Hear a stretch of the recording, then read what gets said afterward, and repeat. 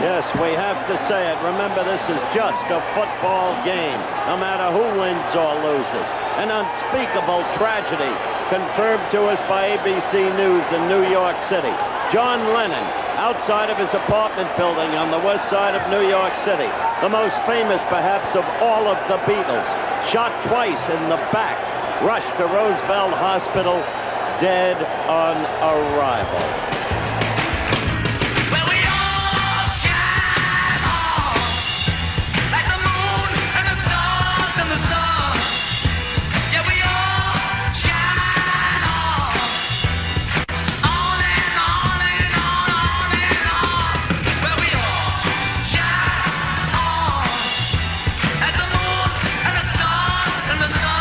.820, Big 550, KTRS. David Blaustein will be joining us here, who is live at the Central Park Strawberry Fields Memorial. Good morning, David Blaustein.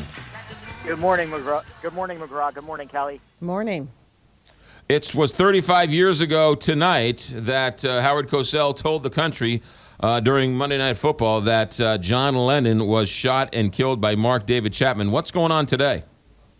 Well, I'll also tell you that I'm standing in the middle of Strawberry Fields, and for people who have never been here before, I just want to explain the proximity to the Dakota, the building where John Lennon lived and the building where he was shot and killed. I'm kind of where I am situated right now. I'm kind of catty corner to the building, but the building itself is probably about 100 yards away from where Strawberry Fields is. Now, this was an area that John Lennon and Yoko Ono used to walk through on a regular basis, and it's part of the awful tragic irony of his death, as New York City was a place that he loved so much, a place that he called home, a place where he found sanctuary and peace, if you will, and then it was the place where he was, again, brutally murdered. And what's happening here, and I've been here since 6:30 this morning, and early in the morning, as you might suspect, there wasn't a whole lot of action. A few people here and there. Some people you might not want to exactly talk to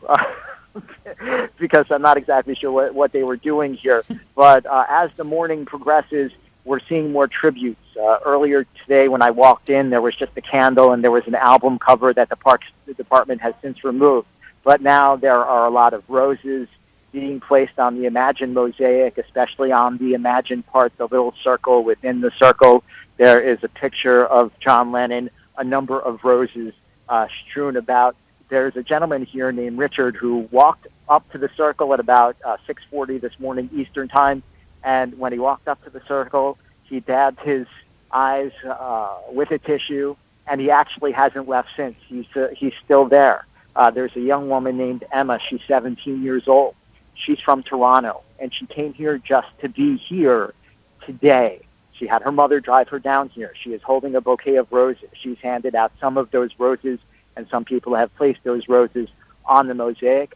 I engaged her in a conversation earlier, and she started crying. And I'll tell you what, she's a very normal, nice young woman, but it speaks to John Lennon's message. This girl is 17.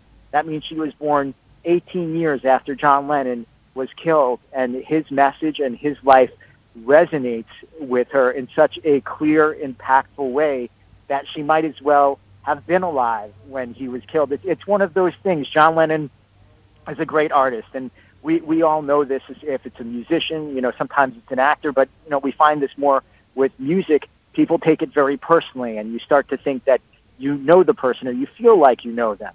And when you have a loss like this one, it's almost like losing a brother or a sister or a mother or a father or a son or a daughter, and you have that scar. And a day like today, even though it's 35 years later, it scratches that wound, and all those emotions come to the surface. And I've actually seen a little bit of that this morning.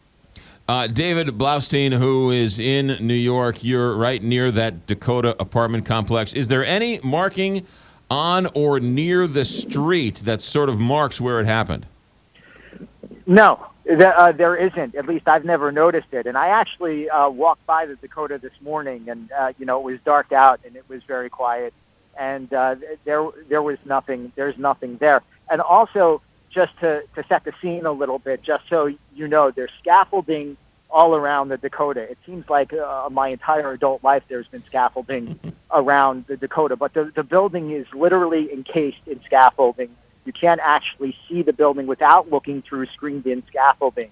But also, right now, where I'm standing, I could clearly see the building. A month ago, I probably couldn't, but because of the fall and because of the weather, there just aren't a lot of leaves on the trees. And by the way, it's a crisp, cold morning. It's not exactly freezing, but it's just that the weather just seems perfectly appropriate. The sun is not shining down. It's a little gloomy, but I think that's okay. David Blaustein live in New York, honoring, commemorating, noticing the 35th anniversary of the passing of John Lennon, shot outside of his apartment complex by Mark David Chapman, who still sits in jail today and applies for parole every other year or so. Well, you know what? He doesn't necessarily apply. He's just up for parole. He has said that he doesn't want to get out. He doesn't think that he deserves to get out of prison, but it's part of his sentence. He'll never be granted parole, I don't think. It's not for me to say, but I don't think there's any chance he'll ever be granted parole. Last time was August of 2014, so he'll be up for parole again this coming August. David Blaustein, thanks for checking in. Have a good morning.